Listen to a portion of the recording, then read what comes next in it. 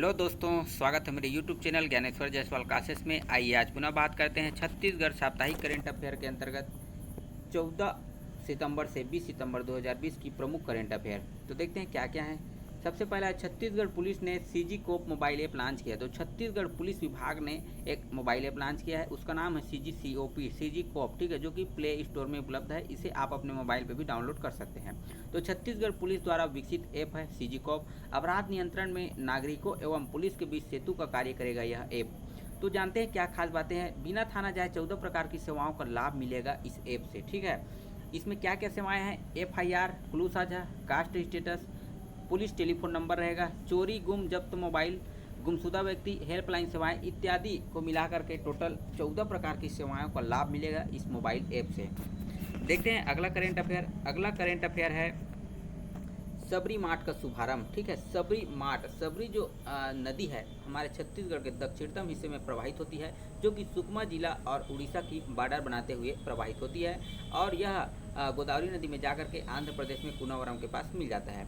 तो देखते हैं क्या खास बातें हैं। सबरी मार्ट सुकमा जिला में चालू किया गया है। कुछ ही दिनों पहले इसका क्या किया गया है, उद्घाटन किया गया है। ग्रामीण विकास मंत्रालय भारत सरकार, ठीक है, उसके द्वारा राष्ट्रीय ग्रामीण आजीविका मिशन अभियान चलाया जा रहा है, NRLM, जिसके तहत छत्तीसगढ़ में बिहान योजना चलाया जा रहा है, ठीक है। उसी के अकॉर्डिंग जो छत्तीसगढ़ में है, अप्रैल 2013 से बिहान योजना चालू किया गया है, जिसका उद्देश्य क्या है? स्व सहायता समूहों को कौशल विकास उन्नयन का प्रशिक्षण प्रदान करना, ठीक है। जो स्व सहायता महिला समूह रहते हैं उसको क्या करना?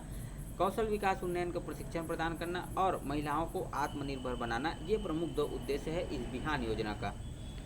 तो जो बिहान योजना के तहत सबरी मार्ट का शुभारंभ किया गया है, वो कौन से गांव में है, ठीक है? तो ग्राम रामाराम, ठीक है, ग्राम रामाराम, और समूह का नाम है शक्ति महिला स्व सहायता समूह रामाराम। तो इसी शक्ति महिला स्व सहायता समूह के द्वारा सबरी मार्ट का संचालन किया जा रहा है। इस मार्ट में दैनिक उपयोगी के जो चीज़ें हैं, ठीक है, उसको किफ़ायती दर पर प्रदान किया जाएगा। तो ये हो गया सबरी मार्ट। अगर पूछे क्वेश्चन में सबरी मार्ट कहाँ स्थित है, तो यह सुकमा जिला में स्थित है। देखते हैं अगला करेंट अफेयर। अगला करेंट अफेयर है कोरोना काल में स्कूली बच्चों को भोजन देने में छत्तीसगढ़ देश में अव्वल, जो कि छत्तीसगढ़ प्रदेश के लिए बहुत ही गौरवशाली बात है, ठीक है। राज्य के 90% से अधिक बच्चों को सूखा राशन का लाभ मिला।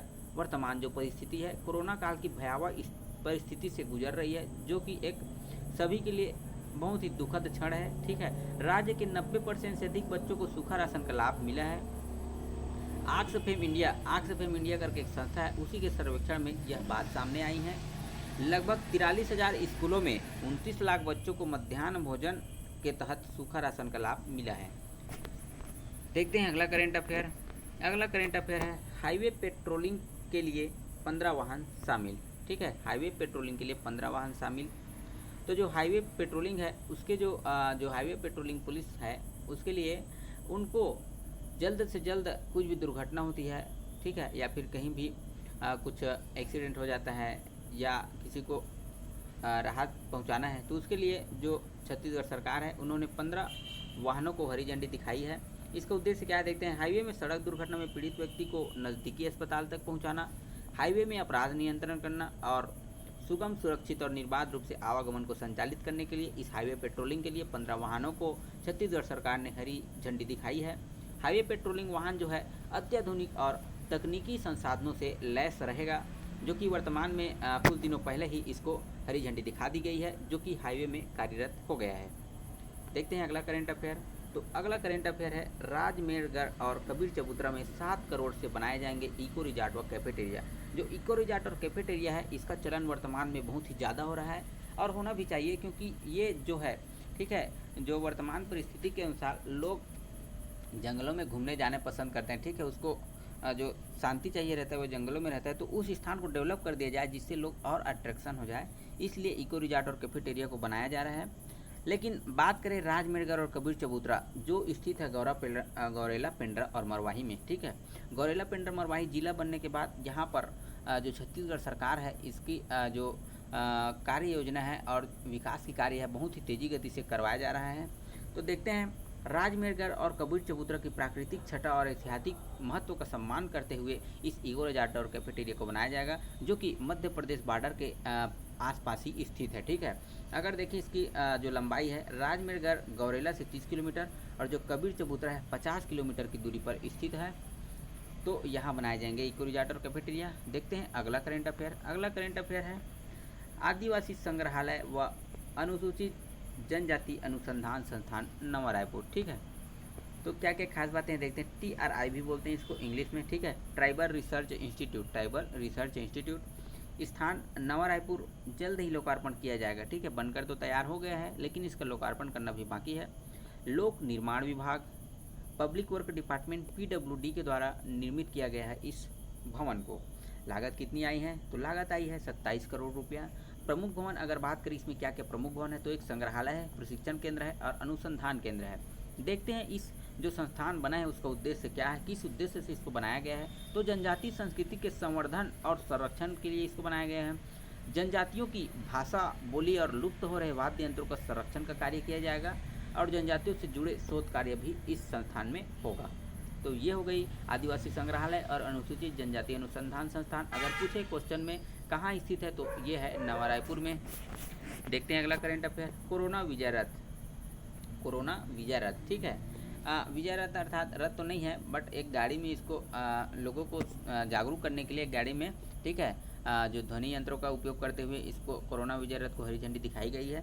13 सितंबर को मुख्यमंत्री द्वारा इसको हरी झंडी दिखाई गई है, जो कि आम जनता को गाइडलाइन पालन करने की अपील करेगी। जो कोरोना महामारी चल रही है उसके रोकथाम के लिए किस प्रकार से लोगों को सजग रहना चाहिए, उसी के ठीक है, उसी को मद्देनज़र रखते हुए जो सरकार ने इस कोरोना विजय रथ को हरी झंडी दिखाई है। तो देखते हैं अगला करेंट अफेयर। छत्तीसगढ़ में मनरेगा के तहत बनेगा 84 मॉडल ग्राम पंचायत। ठीक है, जो छत्तीसगढ़ में जो मनरेगा योजना चलती है, the Mahatma Gandhi national rural employment guarantee agency, ठीक है, उसी के तहत 84 मॉडल ग्राम पंचायत बनाए जाएंगे। तो देखते हैं कौन सा विभाग इसको कार्य को करता है। तो केंद्र सरकार की केंद्रीय ग्रामीण विकास मंत्रालय के द्वारा मनरेगा योजना संचालित है। ठीक है, उसी के अंतर्गत यह कार्यक्रम किसके अंतर्गत संचालित है उसको देखते हैं। तो यह good governance initiative model village panchayat program के तहत, ठीक है, 84 मॉडल ग्राम पंचायत बनाया जाएगा। इसके तहत छत्तीसगढ़ के कुल 28 जिलों के, ठीक है, छत्तीसगढ़ के कुल 28 जिलों के 3-3 ग्राम पंचायत, अर्थात 28 जिलों में अगर 3-3 ग्राम पंचायत को मॉडल बनाया जाएगा तो टोटल 84 मॉडल ग्राम पंचायत बन जाएगा। ठीक है, तो इसका उद्देश्य क्या है, जो मनरेगा में कार्य होता है, ठीक है, उसमें पारदर्शिता लाना तथा दस्तावेजों को चरणबद्ध तरीके से संधारित करना। जो दस्तावेज है उसको चरणबद्ध तरीके से क्या करना, एक स्टोर करना और एक डाटा के रूप में उसको संधारित करना। तो कार्य क्या है, ये 5 चरण में कार्य है इसका। जॉब कार्ड बनाना, 7 प्रकार के पंजीकरण बनाना, ठीक है, work file, case record document और नागरिक सूचना पोर्टल, इन सभी चीज़ों का वो लोग स्टोर करेंगे। ठीक है, इन सभी को आदर्श स्वरूप में संधारित और व्यवस्थित किया जाएगा। तो ये हो गया 84 मॉडल ग्राम पंचायत। अब देखते हैं इम्पोर्टेंट क्या है। छत्तीसगढ़ मनरेगा के तहत देश में तीसरे स्थान पर 100 दिन रोजगार उपलब्ध कराने के लिए क्या हो गया है, तीसरे स्थान पर आ गया है। कुछ दिनों पहले करंट अफेयर में मैंने बताया था कि जो छत्तीसगढ़ है वह मनरेगा के तहत देश में 100 दिन रोजगार उपलब्ध कराने वाला तीसरा राज्य बन गया है पूरे भारत देश में। तो इसको भी आप याद रखिए। देखते हैं अगला करंट अफेयर क्या है। अगला करंट अफेयर है संसद भवन की नई बिल्डिंग का निर्माण 861.90 करोड़ रुपये में कॉन्ट्रैक्ट लिया गया। तो देखते हैं क्या क्या खास बात है। जो संसद भवन का निर्माण है, ठीक है, पुरानी संसद भवन का निर्माण है जो 12 फरवरी 1921 से इसकी नींव रखी गई थी। टोटल इसको बनने में लगा था 6 साल। ठीक है, 83 लाख रुपए का खर्च आया था उस समय। ठीक है, 1921 के बाद के समय में, भारत जब आज़ाद नहीं हुआ था उस समय की बात है। तो उस समय 83 लाख रुपए खर्च आया था संसद को बनाने में। 12 दरवाज़ा और एक मुख्य द्वार था उस संसद में। पुराने संसद की जो डिज़ाइन है, ठीक है, एक गोलाकार है, सर्कुलाकार है, उसमें इतना खर्चा आया था। तो देखते हैं जो पुरानी है उसको तो नया बनाया जाएगा कुछ खामियों के कारण। तो देखते हैं नई बातें में क्या क्या शामिल है। तो नई भवन का निर्माण कार्य टाटा प्रोजेक्ट ने 861.90 करोड़ रुपये में कॉन्ट्रैक्ट लिया है। ठीक है, टाटा प्रोजेक्ट ने। CPW अर्थात सेंट्रल पब्लिक वर्क डिपार्टमेंट ने 940 करोड़ रुपए की लागत का अनुमान जताया है। जो नई संसद भवन बनेगा उसमें PWD ने 940 करोड़ रुपए की लागत का अनुमान बताया है। नई बिल्डिंग क्या है, त्रिकोणाकार में डिजाइन किया जाएगा। ठीक है, जो नई बिल्डिंग रहेगा उसको त्रिकोणाकार में डिजाइन किया जाएगा। 15 अगस्त 2022 तक बनाने का लक्ष्य रखा गया है इस नई संसद भवन को। देखते हैं अगले करंट अफेयर। अगला करंट अफेयर है मेगालिथिक कल्चर बस्तर संभाग। ठीक है, मेगालिथिक एक कल्चर है जो कि बस्तर संभाग में संचालित है। तो क्या क्या खास बातें देखते हैं। बस्तर संभाग के 3 जिला बस्तर, बीजापुर और नारायणपुर में इस प्रकार की कल्चर वर्तमान में भी जीवित है। तो मुरिया जनजाति के द्वारा गांव के मुखिया का मृतक स्तंभ के रूप में पत्थर गाड़ने की प्रथा, ठीक है, जो गांव के मुखिया होते थे या होते हैं अभी भी वर्तमान में, उसकी मृत्यु हो जाने पर उसको गांव के एक स्थान पर क्रम से, ठीक है, उसके जो मृतक शरीर है उसको दफनाने के बाद उसमें उस स्थान पर, ठीक है, एक मृतक स्तंभ के रूप में एक पत्थर लाते थे गांव के जंगल से, ठीक है, दूर से पहाड़ से पत्थर लाते थे, उस पत्थर को एक स्थान पर गाड़ देते थे, क्रमबद्ध ऐसे एक क्रम से गाड़ देते थे। तो ये हो गया क्या, मृतक स्तंभ, ठीक है। महापाषाण काल से इस जो परंपरा है मेगालिथिक कल्चर, इसकी शुरुआत हुई थी, जो कि 3000 साल प्राचीन है। नारायणपुर, बीजापुर और बस्तर जिले में देखने को मिलता है यह मेगालिथिक कल्चर। तो आपसे क्वेश्चन में पूछे कि मेगालिथिक कल्चर कहाँ देखने को मिलती है, संभाग का नाम दिया रहेगा तो बस्तर संभाग आएगा, और जिला वाइज दिया रहेगा तो बस्तर, बीजापुर और नारायणपुर में इस प्रकार की कल्चर देखने को मिलती है। और अगर जनजाति पूछ दिया जाए मेगालिथिक कल्चर संबंधित है कौन सी जनजाति से, तो उसका नाम रहेगा मुरिया जनजाति। देखते हैं अगला करेंट अफेयर। अगला करेंट अफेयर है कवर्धा जिला पुरातात्विक विशेषता। कवर्धा जिला पुरातात्विक विशेषता से भरपूर है, ठीक है, वहाँ कई प्रकार की अवशेष और पुरातात्विक साक्ष्य मिलते रहता है। तो देखते हैं उसी करीब में क्या है, वर्तमान में क्या क्या चीज़ें मिली है। तो एक शोध में आया है कि करोड़ों वर्ष पूर्व जो कवर्धा है या कवर्धा वाला जो इलाका है यह समुद्र रहा होगा, ठीक है, बिल्कुल सत्य हो सकता है क्योंकि कई सारे प्रमाण मिले हैं। देखते हैं क्या क्या है। पचराही, एक पचराही गांव है, ठीक है, वहाँ करोड़ों वर्ष प्राचीन जीवाश्म कल्चुरी शासन का प्रमाण मिला है।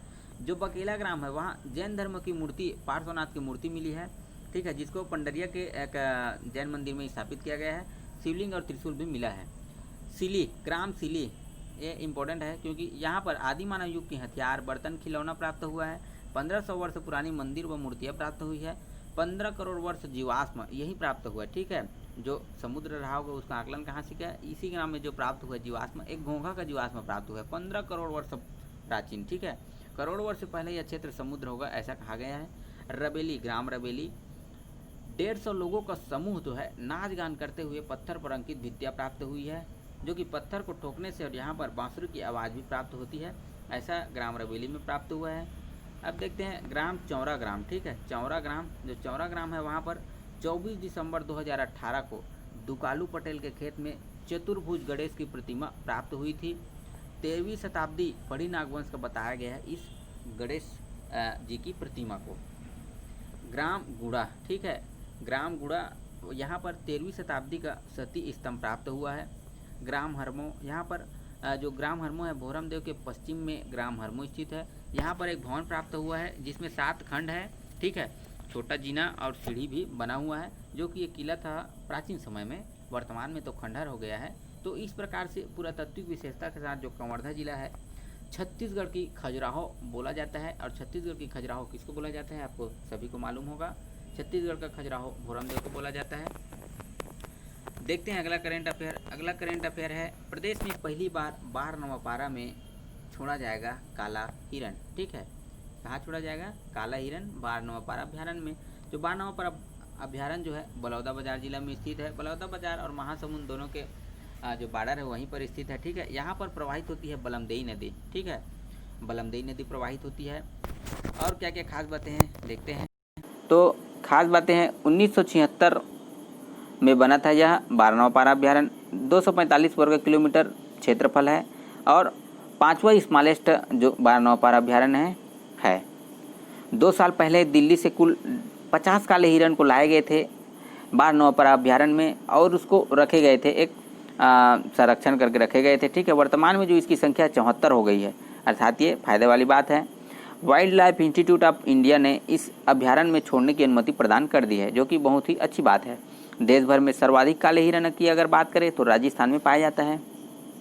देखते हैं अगले करंट अफेयर। अगला करंट अफेयर है माँ दंतेश्वरी जगदलपुर बस्तर, ठीक है, माँ दंतेश्वरी एयरपोर्ट जगदलपुर बस्तर।